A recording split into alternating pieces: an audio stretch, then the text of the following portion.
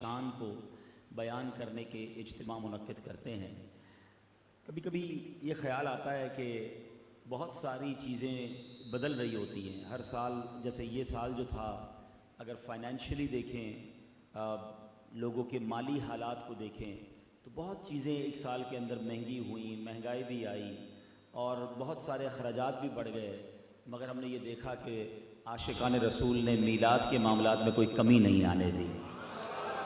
وہی اجتماع ہوئے اور شان و شوقت سے ہوئے، دل کھول کر عاشقان رسول نے خرچ کیا، اور بات وہی ہے کہ محبوب کی محفل کو محبوب سجاتے ہیں، آتے ہیں وہی جن کو سرکار بلاتے ہیں، اور وہ لوگ خدا شاہد قسمت کے سکندر ہیں جو سرور عالم کا میلاد مناتے ہیں۔ تو انشاءاللہ یہ ذکر جاری رہے گا، اور سچی بات یہ ہے کہ یہ ہمارے نصیب جاگتے ہیں، ہمارے پیسوں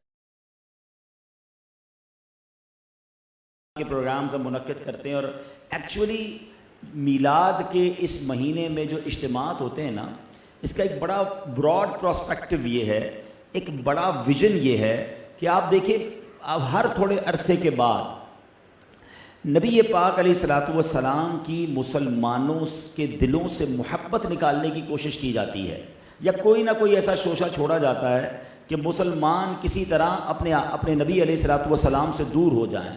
لیکن الحمدللہ یہ جتنی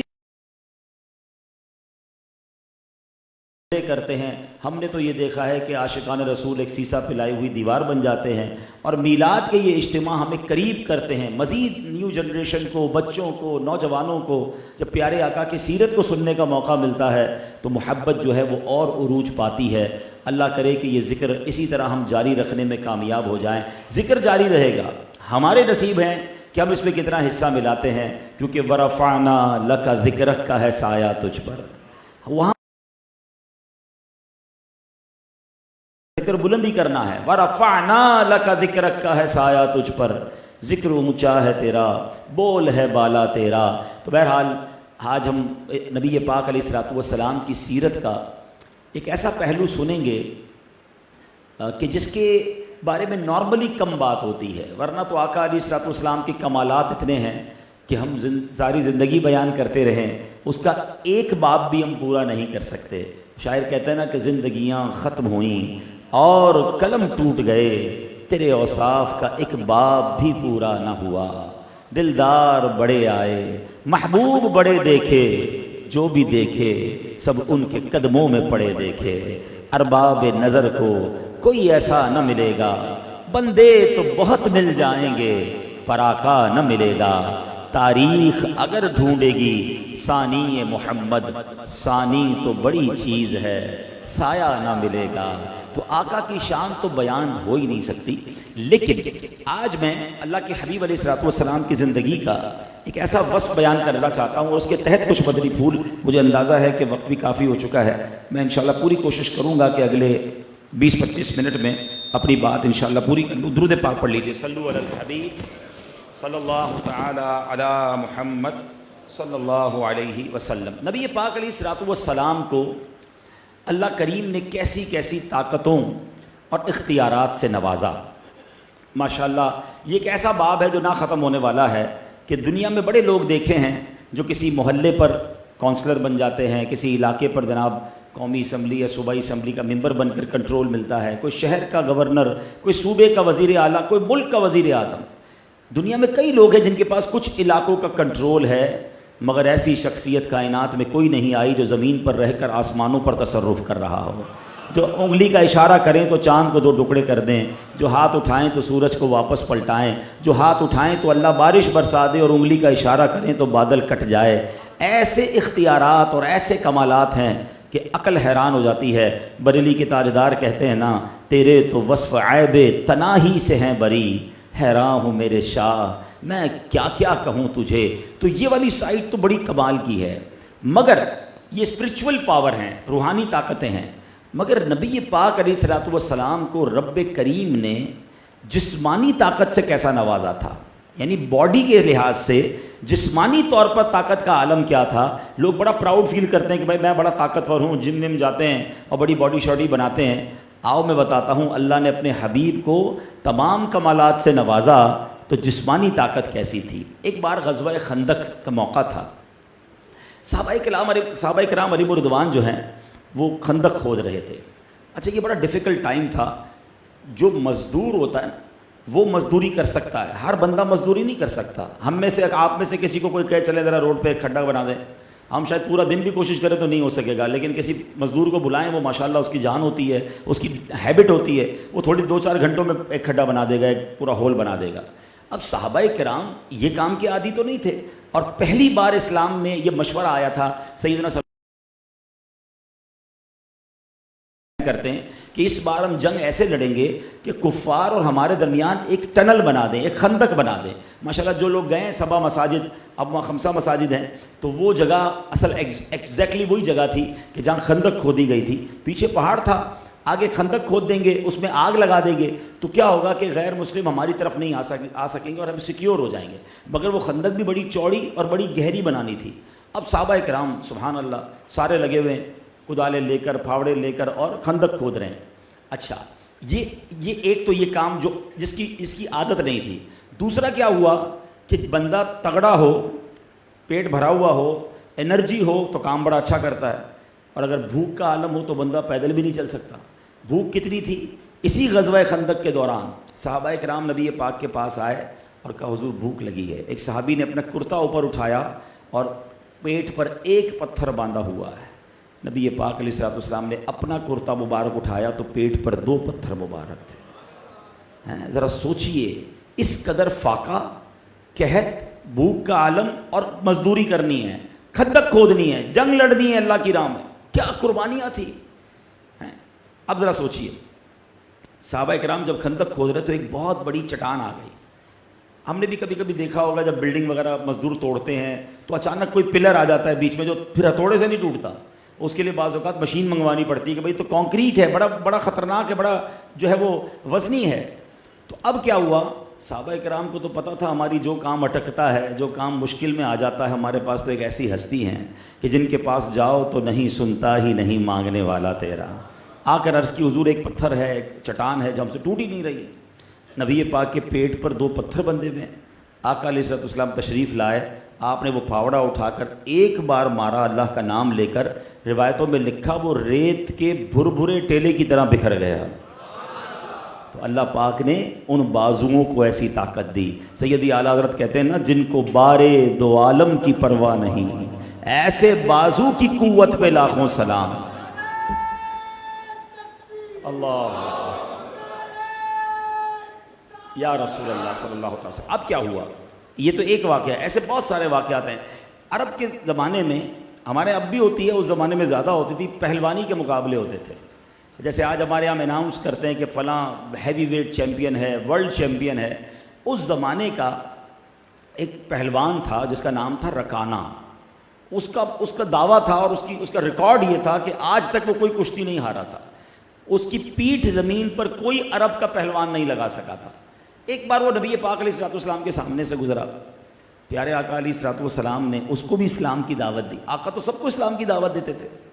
تو وہ پہلوان تھا, اس کا دماغ بھی پہلوانوں والا تھا. کہتا ٹھیک ہے, اگر آپ مجھے کشتی میں گرا دیں تو میں آپ پر کلمہ پڑھ لوں گا. اب یہ بڑی ان یوزول سی بات ہے کہ ایک دین کے داعی, دین کے مبلغ, اللہ کی طرف بلانے والے پیغمبر سے آپ کشتی لڑنے کی بات کر رہے ہیں. مگر وہ پہلوان تھا, کہتا میں تو جب مانوں گا جب آپ مجھے کشتی میں گرا دیں, کیونکہ میں آج تک ہارا ہی نہیں. تو نبی پاک علیہ السلام نے فرمایا چلو ٹھیک ہے آ جاؤ. اب ذرا آپ سوچئے گا, تھوڑا سینیریو سمجھیے کہ جب یہ اعلان ہوا ہوگا صحابہ میں اور اس علاقے کے لوگوں میں کہ رکانہ پہلوان کی کشتی ہو رہی ہے پیارے آقا علیہ السلام کے ساتھ, لوگ جمع ہو گئے. اور جیسے ہی رکانہ پہلوان سامنے آیا, نبی پاک علیہ السلام جیسے کشتی کا آغاز ہوا تو کوئی داؤ پیچ نہیں لگے, کوئی فائٹ نہیں ہوئی. آقا نے ہاتھ پکڑا اس کا اور ایک ہاتھ سے اس کو اٹھا کر پٹک دیا. اچھا وہ شاکڈ, حیران, کہتے یہ میرے ساتھ کیا ہوا, آج تک تو کبھی ایسا ہوا ہی نہیں کہ میں زمین پر گرا ہوں. کہتے نہیں دوبارہ کریں ذرا, یہ مجھے سمجھ نہیں آیا ہوا کیا ہے, دوبارہ آ جاؤ. وہ دوبارہ آ گیا سامنے, دوبارہ اس نے بڑے اپنے داؤ پیچ دکھانے کی کوشش کی. نبی پاک نے اس کو ایک ہاتھ سے اٹھا کر پٹک دیا. کہتا ہے یہ کبھی پاسبل نہیں ہو سکتا کہ رکانہ کو اس طرح کوئی اٹھا کر پٹک دے. یہ آپ کے پاس جو طاقت ہے یہ کوئی اور ہے. میں گواہی دیتا ہوں آپ اللہ کے رسول ہیں.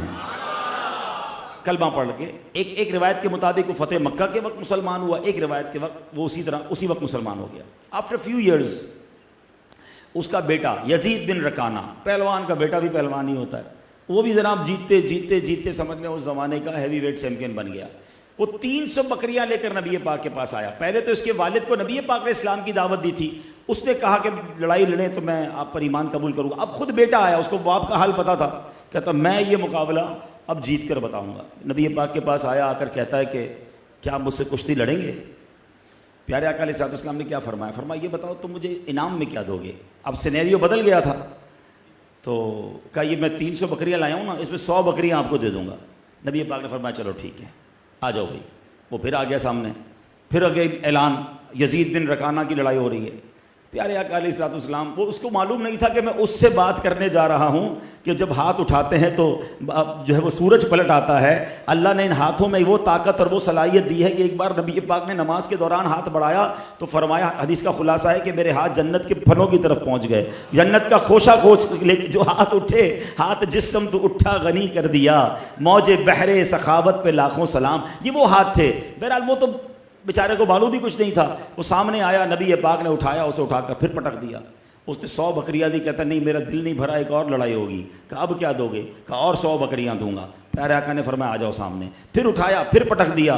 کہتا ایک آخری بار موقع دیں. فرمایا اب کیا دو گے؟ کہا آخری 100 بکریاں بھی دے دوں گا. کہا آ جاؤ سامنے. پھر مقابلہ ہوا، نبی پاک نے اٹھا کے پھر پٹک دیا. اب وہ حیران پریشان، کہتا میں مان گیا یہ طاقت کسی اور میں نہیں ہو سکتی، ہمیں تو کوئی ہلا نہیں سکتا اپنی جگہ سے. آپ 3 بار مجھے اٹھا کر پٹک چکے ہیں، میں کلمہ پڑھتا ہوں اور گواہی دیتا ہوں اب اللہ کے سچے رسول ہیں. اب نبی پاک تو پھر آقا ہے نا، آقا نے فرمایا 300 بکریاں بھی تم ہی لے جاؤ. آتا ہے فقیروں پہ انہیں پیار کچھ ایسا، خود بھیک دیں اور خود کہیں منگتا کا بھلا ہو. تو ایسے بہت سارے واقعات ہیں جس میں پیارے آقا علیہ السلام کی فزیکل جو پاور ہے، نبی پاک کو اللہ نے جو جسمانی طاقت عطا فرمائی، اٹ واز امیزنگ. اب آئیے پیارے اسلامی بھائیوں، میں نے یہ موضوع کیوں چنا؟ کیوں نبی پاک کی اس طاقت؟ ایک تو نبی پاک کے ایک اور وصف کا ذکر ہوا، مگر آج دنیا میں کچھ لوگ ایسے ہوتے ہیں جن کو کچھ صلاحیتیں مل جاتی ہیں، یا تو مال مل جاتا ہے، یا شہرت مل جاتی ہے، یا وہ خوبصورت ہوتے ہیں، یا طاقتور ہوتے ہیں. تو نارملی جب اتنی ساری چیزیں کسی کے پاس ہونا، اس کے تو پیر ہی زمین پہ نہیں رہتے، اس کی تو ٹور ہی بدل جاتی ہے، اس کا سٹائل ہی چینج ہو جاتا ہے. اللہ کے حبیب کا عالم یہ ہے کہ سر عرش پر ہے تیری گزر، دل فرش پر ہے تیری نظر، ملکوت و ملک میں کوئی شے نہیں وہ جو تجھ پہ عیاں نہیں. مقام یہ ہے، مگر عاجزی کا عالم یہ ہے، انکساری کا عالم یہ ہے کہ ایک بار اپنے کمرے سے باہر آئے تو صحابہ کھڑے ہو گئے. نبی پاک فرماتے ہیں تم میرے لیے اس طرح تعظیم کے لیے کھڑے نہ ہوا کرو جیسے اجمی لوگ ایک دوسرے کے لیے کھڑے ہوتے ہیں. اللہ اکبر. صحابہ نبی پاک کی تعظیم نہ کرتے تو کس کی تعظیم کرتے؟ مگر پیارے آقا کا ایٹیٹیوڈ کیا ہے، نبی پاک کا انداز کیا ہے کہ رب کے حبیب ہیں، وجہ تخلیق کائنات ہیں، he is the reason of the all creation. لیکن جب اس طرح صحابہ کرام کھڑے ہوتے، آقا ایسے پسند نہ فرماتے، گھر کے کام کرتے، اپنے گھر والوں کے ہاتھ بٹاتے، اپنے خادموں کے ساتھ کام میں ہاتھ بٹاتے، اپنے خادموں کے ساتھ بیٹھ کر کھانا کھایا کرتے. کبھی ایسا ہوتا، ایک بار کیا ہوا، ایک شخص نبی پاک کے دربار میں پہلی بار آیا، فرسٹ ٹائم. اس نے بہت سنا تھا اللہ کے نبی ہیں، پورے عرب کے ایک طرح سے لیڈر ہیں، تو وہ ڈرنے لگا، وہ کانپنے لگا، وہ نبی پاک کی ہیبت سے، ہیبت نبوت سے کانپنے لگا.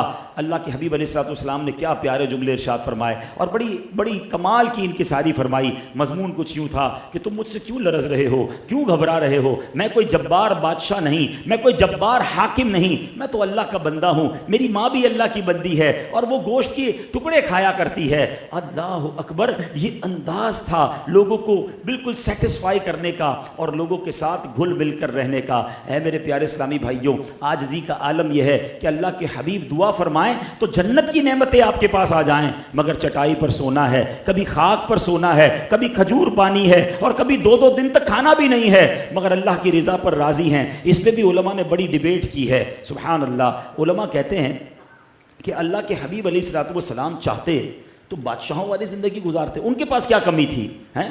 ایک تو صحابہ کرام بڑے مالدار تھے، وہ مال کا ڈھیر لگا دیتے، اور خود اللہ کے خزانوں کے مالک نبی پاک ہیں۔ ایک وہ عظیم حدیث ہے نا جس کے بارے میں نبی پاک نے فرمایا، جس کا مضمون ہے کہ میں چاہوں تو یہ مکے کے پہاڑ سونے کے بن کر میرے ساتھ چلنا شروع ہو جائیں۔ اللہ نے وہ اختیار عطا فرمایا، کنجی تمہیں دی اپنے خزانوں کی خدا نے، محبوب کیا مالک و مختار بنایا، اللہ کے خزانوں کے مالک ہے نبی سرور، یہ سچ ہے نیازی ہم سرکار کا کھاتے ہیں۔ ارے وہ تو مالک ہیں اللہ کے خزانوں کے، رب ہے معطی یہ ہے قاسم، رزق اس کا ہے کھلاتے یہ ہیں۔ ارے یہ تو حدیث پاک بخاری میں ہے کہ اللہ دینے والا ہے، اللہ معطی ہے، اور میں قاسم ہوں، میں تقسیم کرنے والا ہوں۔ تو جو تقسیم کرنے والا اس کے پاس کیا کمی ہے؟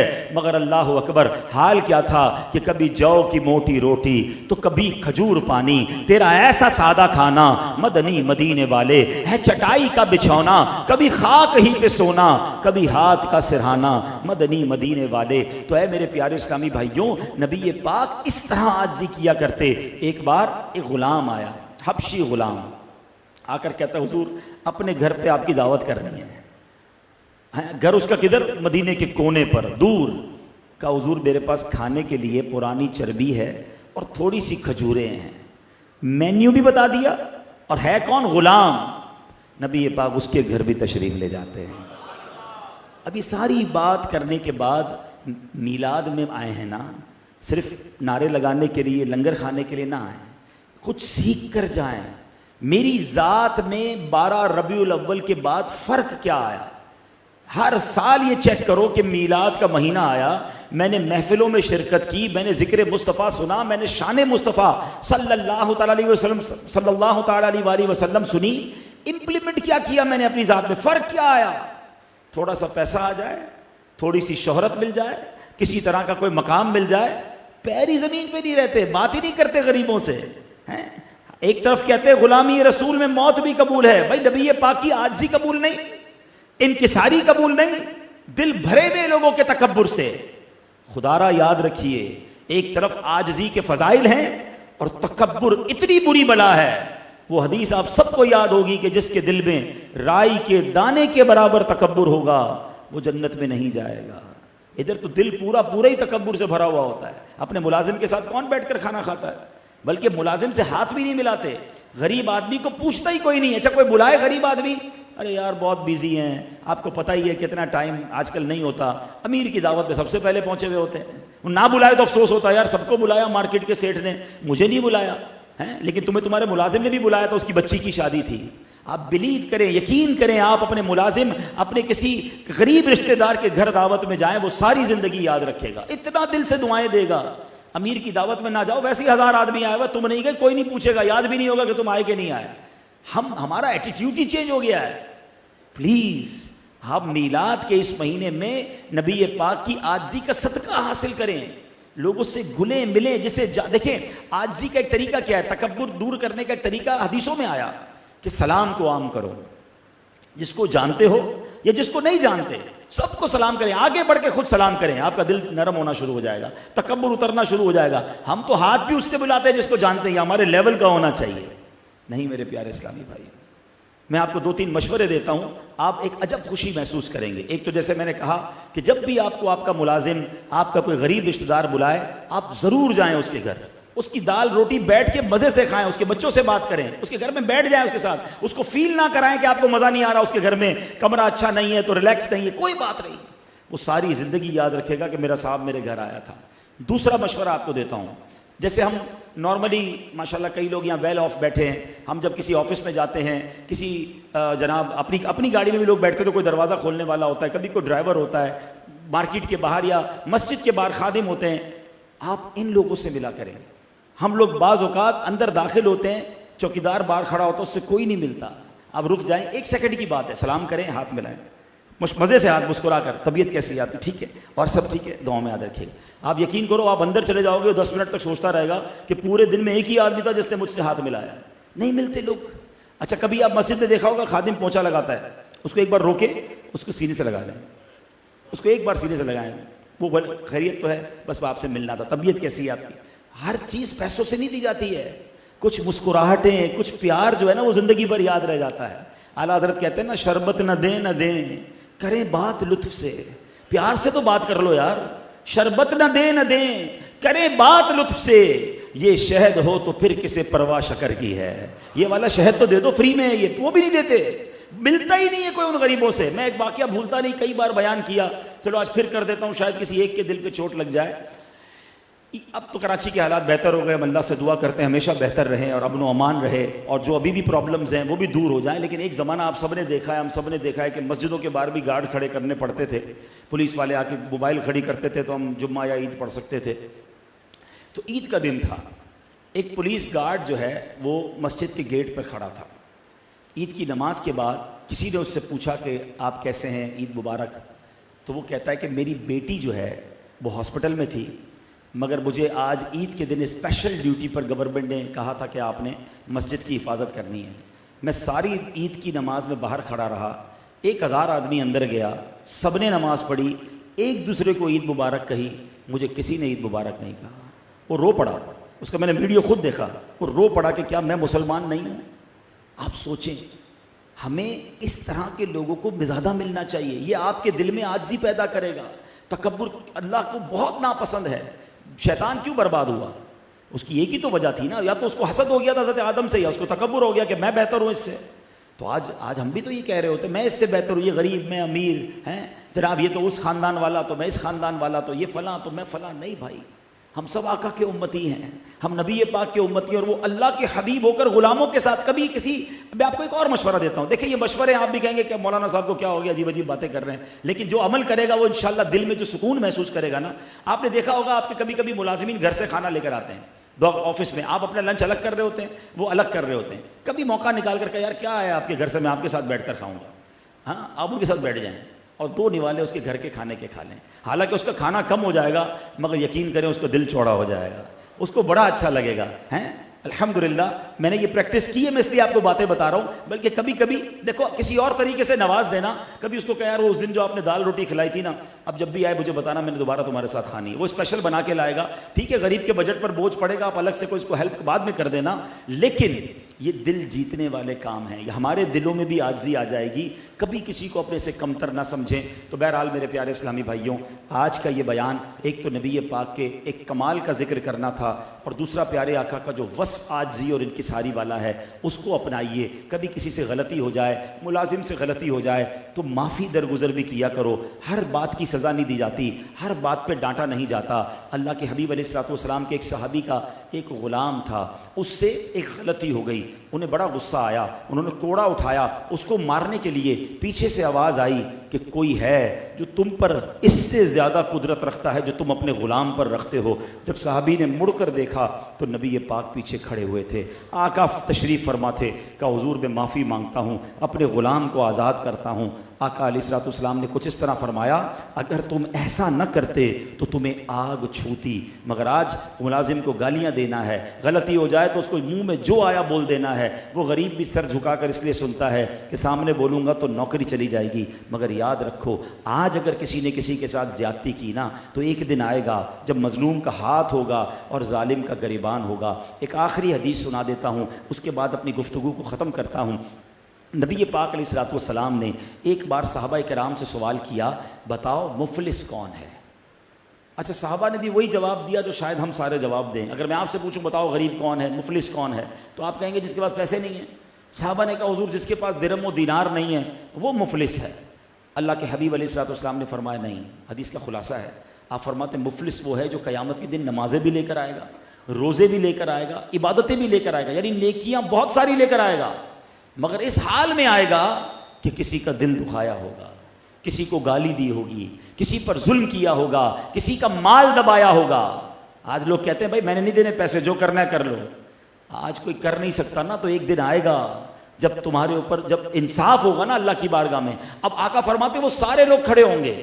کوئی کہے گا یا اللہ اس نے مجھے گالی دی ہے, وہ نمازیں لے جائے گا. کوئی کہے گا یا اللہ اس نے مجھ پر ظلم کیا, سب کے سامنے ذلیل کیا تھا, وہ روزے لے جائے گا. کوئی کہے گا یا اللہ اس نے میرے پیسے دبائے تھے, وہ حج لے جائے گا. آقا فرماتے ایک ایک کر کے لوگ اس کی نیکیاں لے جائیں گے, مگر بندے اتنے سارے ہوں گے کہ نیکیاں ختم ہو جائیں گی, ابھی بھی حق باقی رہے گا. اب کیا ہوگا؟ اللہ تو انصاف فرمانے والا ہے نا, اس کی ساری نیکیاں چلی گئی مگر ابھی بھی حق لینے والے باقی ہیں. نبی پاک فرماتے ہیں پھر ان لوگوں کے گناہ اس کے سر ڈالے جائیں گے. ادھر کرنسی جو ہے نا، یعنی کرنسی کہہ لیں، مال کہہ لیں، وہ اعمال ہی ہوگا، پلس میں وہ ہوگا جس کی نیکیاں زیادہ ہیں، مائنس میں وہ ہوگا جس کے گناہ زیادہ ہیں. تو فرمایا ان لوگوں کے گناہ اس کے سر ڈالے جائیں گے اور پھر اعلان ہوگا کہ اس شخص کو جہنم میں ڈال دیا جائے. یہ ہے مفلسی کہ قیامت کے دن حقوق العباد لے کے مت چلے جانا، ادھر معافی مانگ لو، کوئی حرج نہیں کر ملازم کا دل دکھایا، ملازم سے بھی معافی مانگنے میں حرج نہیں ہوتا کہ بھائی میں نے اس دن ڈانٹ دیا تھا یار، اللہ کی رضا کے لیے معاف کر دینا. بندہ چھوٹا نہیں ہوتا معافی سے، بلکہ اللہ میرے پیر و مرشد امیر اہل سنت کو سلامت رکھے، آپ نے تو وہ تاریخی جملے ارشاد فرمائے جو بندہ سنے تو حیران ہو جاتا ہے. آپ فرماتے ہیں اگر شوہر نے بیوی کے ساتھ زیادتی کی ہے، وہ عورت ہے بھائی لیکن دل وہ بھی رکھتی ہے، وہ کہاں جائے گی بیچاری، جو منہ میں آیا، مارکیٹ میں نقصان ہوا گالیاں وہ سنتی ہے. یہ نہ کیا کرو. آقا امیر اہل سنت فرماتے ہیں اگر شوہر نے بیوی کے ساتھ ناحق زیادتی کی ہے، شوہر کو بیوی سے معافی مانگنی ہوگی. باپ نے بیٹے کے ساتھ زیادتی کی ہے، ہم ماں باپ کے حقوق تو بیان کرتے ہیں مگر باپ کے پاس یہ حق نہیں ہے کہ جب چاہے اولاد کو ذلیل کرتا رہے اور ناحق کہتا رہے. فرمایا باپ نے اگر بیٹے کے ساتھ زیادتی کی ہے تو باپ کو بیٹے سے معافی مانگنی ہوگی.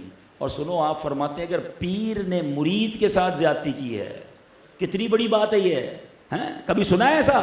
فرمایا نہیں، پیر کو مرید سے معافی مانگنی ہوگی. اور سبحان اللہ، ہم تو اس نبی کے امتی ہیں جو خود صحابہ کے سامنے کھڑے ہو کے فرماتے کسی پر میرا حق آتا ہے تو لے لو. واقعہ یاد نہیں کہ ایک صحابی نے کہا حضور میں نے بدلہ لینا ہے، صحابی رسول ہیں، حضور میں نے بدلہ لینا ہے. صحابہ حیران، یہ بدلہ کیوں لے رہا ہے؟ کہ حضور ایک بار آپ صف درست کر رہے تھے، آپ نے چھڑی سے میرے پیٹ پہ چھڑی ماری، میں آپ سے بدلہ لینا چاہتا ہوں. اللہ اکبر. نبی پاک نے فرمایا آؤ بدلہ لے لو. کہتے ہیں نہیں حضور، جب آپ نے چھڑی ماری تھی میرا کرتا نہیں تھا پیٹ پر، پیٹ ننگا تھا، اپنا کرتا اوپر کیجئے. اللہ کے حبیب نے کرتا اوپر کیا. صحابہ کی چیخیں نکل گئیں کہ یہ کیا کرنے جا رہا ہے، مگر وہ بھی تو دیوانے تھے، انہوں نے بدلہ نہیں لینا تھا، دوڑتے ہوئے آئے اور نبی پاک سے لپٹ گئے. کہتے حضور تمنا یہ ہے، جنگ ہونے والی ہے، مرنے سے پہلے میرا جسم آپ کے جسم سے چھو جائے، پھر مجھے کسی آگ نے نہیں جلانا ہے. لیکن ایٹیٹیوڈ، انداز، اللہ کے حبیب اعلان کر رہے کسی کا حق آتا ہے تو لے لو. ہمیں معافی میں شرم آ رہی ہوتی ہے، یار ملازم سے معافی مانگوں گا تو میں تو میری ویلیو کیا رہے گی، بیوی سے میں معافی مانگوں گا، میں اپنے بچوں کے سامنے، ارے کچھ نہیں ہوتا. ادھر مانگ لو، اگر ادھر کوئی کھڑا ہو گیا نا سامنے، اس دن مارے جاؤ گے، اس دن معافی نہیں چلے گی کہ یا اللہ اس کو کہہ دے مجھے معاف کر دے، اس دن نیکیاں دینی پڑیں گی. اس سے بہتر ہے کہ دنیا میں عاجزی، انکساری، معافی، درگزر، نرمی اپناؤ.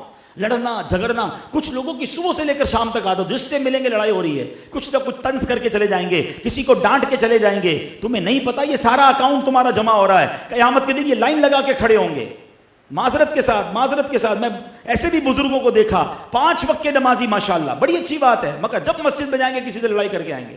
کبھی مؤذن صاحب کو بول رہے ہوں گے، کبھی امام صاحب کو بول رہے ہوں گے، کبھی کسی مقتدی کو بول رہے ہوں. یار آپ نماز پڑھتے پڑھتے 4 آدمیوں کا دل دکھا کے آ رہے ہو، قیامت کے دن کیا کرو گے آپ؟ حقوق العباد، حقوق اللہ بہت اچھی بات ہے مگر حقوق العباد مت بھولو.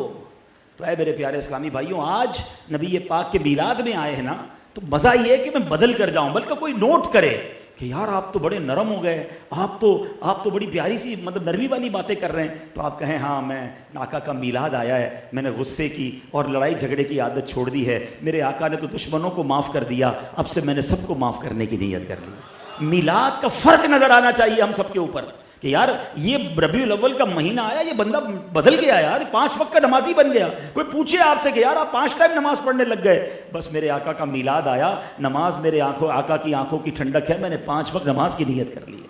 چینج یور لائف ان میلاد. حرام کام چھوڑ دیا آپ نے رشوت، جھوٹ، ملاوٹ سب چھوڑ دی، میرے آقا کا میلاد آیا ہے. آقا نے حلال روزی کے بارے میں فرمایا میں اب حرام کے قریب نہیں جاؤں گا. پھر دیکھو تمہیں نبی پاک کی کیسی رحمت کی نظر ملتی ہے، کیسی برکت نازل ہوتی ہے کہ اس بندے نے امتی ہونے کا حق ادا کیا. تو بہرحال آج کے اس پیغام کو ضرور محسوس کیجئے، اس پر عمل کیجئے، اللہ پاک عمل کرنے کی توفیق دے. اور یہ پیاری باتیں دعوت اسلامی کے مدنی ماحول میں سکھائی جاتی ہیں، دعوت اسلامی کے ماحول سے وابستہ رہیں. ماشاءاللہ آپ کی مارکیٹ میں بھی ہمارے دینی کام ہوتے ہیں، مدنی قافلے تاجران کے سفر کرتے ہیں. اللہ پاک ہمارے بھائیوں کو سلامت رکھے. میں تو دیکھتا ہوں جب عرفان بھائی کے ساتھ اس مارکیٹ کے تاجر مدنی قافلوں میں، کبھی رفیق بھائی جا رہے ہوتے ہیں، کبھی عبدالرشید بھائی اور بھی لوگ جا رہے ہوتے ہیں، تو اس طرح آپ لوگ بھی وقت نکال کر مدنی قافلوں میں سفر کریں، فیضان مدینہ مدنی مذاکروں میں آیا کریں. اللہ پاک ہم سب کو عمل کرنے کی توفیق عطا فرمائیں. ارے واہ، بتا رہے ہیں ظہر سے عشاء تک کنٹینیو مدرسہ اس مسجد میں لگا ہوتا ہے. تو کبھی آپ آ جائیں، کبھی کسی ملازم کو بھیج دیں. کتنا اچھا ہو کہ روز آپ کے آفس کا کوئی بندہ تھوڑی تھوڑی دیر کے لیے قرآن پڑھتا رہے اور اس کے مخارج بھی ٹھیک ہو جائیں، اس کی نماز بھی درست ہو جائے. تو یہ پوری مارکیٹ میں ماشاءاللہ اس کی وجہ سے برکتیں نازل ہو رہی ہوں گی الحمدللہ. دعوت اسلام، ایک اعلان بھی سن لیں. دعوت اسلامی کے زیر اہتمام دھوبی گھاٹ میں مسجد کے لیے پلاٹ خریدا گیا ہے. پلاٹ کی قیمت 1,18,00,000 ہے. 81 لاکھ ماشاءاللہ جمع کر لیے ہیں، 37 لاکھ ادا کرنے ہیں اور تعمیر بھی کرنی ہے. گیٹ پر اس مسجد کے لیے اسلام پہ موجود ہیں. یہ بھی نبی پاک کی بارگاہ میں تحفہ پیش کرنے کا ایک بڑا پیارا ذریعہ ہے. آقا مدینے پہنچے تو سب سے پہلا کام کیا کیا تھا؟ مسجد بنائی. مسجد کون سی؟ مسجد قباء، اسلام کی پہلی مسجد ہے. اللہ اس مسجد میں نوافل پڑھنا نصیب فرمائے. اور نبی پاک کا ہی فرمان ہے، جو اللہ کے لیے مسجد بناتا ہے اللہ اس کے لیے جنت میں گھر بناتا ہے. اور کمال یہ ہے کہ دعوت اسلامی نے ایسا بیڑا اٹھایا ہے کہ سال کی ایوریج 600 مسجدیں پوری دنیا میں کہیں نہ کہیں ہم بنا رہے ہوتے ہیں. تو ایک اور مسجد بن رہی ہے. ہم تو چلے جائیں گے، سجدے ہوتے رہیں گے، قیامت تک اذانیں ہوتی رہیں گی. کچھ نہ کچھ حصہ ضرور ملائیں، اپنے مرحومین کے لیے ملائیں. اور جب بھی اعلان ہو کہ یار عاشقان رسول مسجد بنا رہے ہیں تو ضرور حصہ ملایا کرو. کیونکہ دعوت اسلامی والے جب مسجد بناتے ہیں نا، وہ صرف مسجد نہیں ہوتی، وہ ثواب کی فیکٹری ہوتی ہے. اس میں درس بھی ہو. دیکھیں نا، خود بتا رہے ہیں ظہر سے لے کر عشاء تک مدرسہ چل رہا ہے. تو جس نے بھی اس کو بنانے میں بھی تعاون کیا ہے، ثواب چالو ہے ان کا. تو یہ بڑا اچھا موقع ہے کہ ہم ان کا ساتھ دیا کریں. اللہ پاک عمل کرنے کی توفیق عطا فرمائے. آمین بجاہ نبی الامین. ماشاءاللہ ماشاءاللہ. جماعت سے نماز پڑھا کریں. اور مارکیٹ میں بتا رہے ہیں کہ الگ الگ مسجدوں میں الگ الگ ٹائم رکھیں تاکہ کوئی یہاں جماعت نہ پڑھ سکے تو دوسری مارکیٹ میں پڑھ لے، تاکہ اسی طرح ان سب کی جماعت ہو جایا کرے. اب انشاءاللہ 2 اشعار صلاۃ السلام کے اور پھر دعا ہوگی.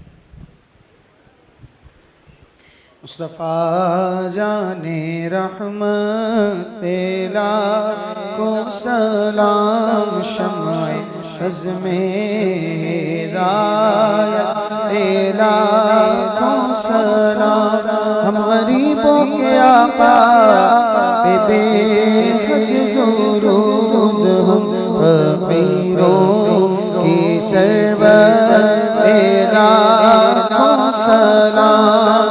غوث اعظم امام متقی